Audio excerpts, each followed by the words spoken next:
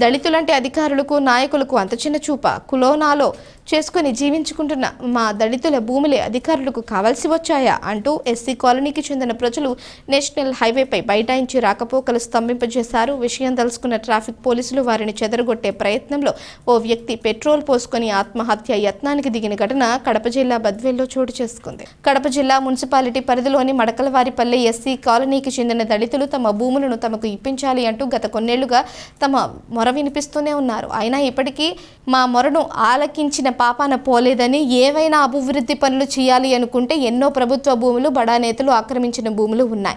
వాటి జోలికి ఎవరూ వెళ్లకుండా మా దళితులకు కేటాయించిన భూముల్లోనే స్మార్ట్ సిటీలు కట్టాలా అంటూ తమ ఆవేదన వ్యక్తం చేస్తున్నారు.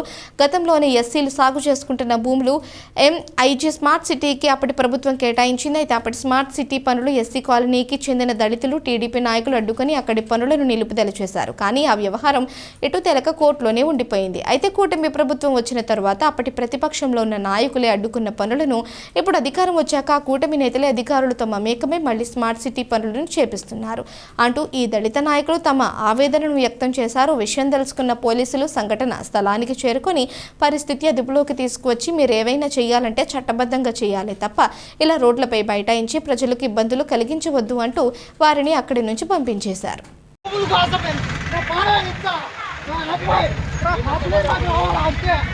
అక్క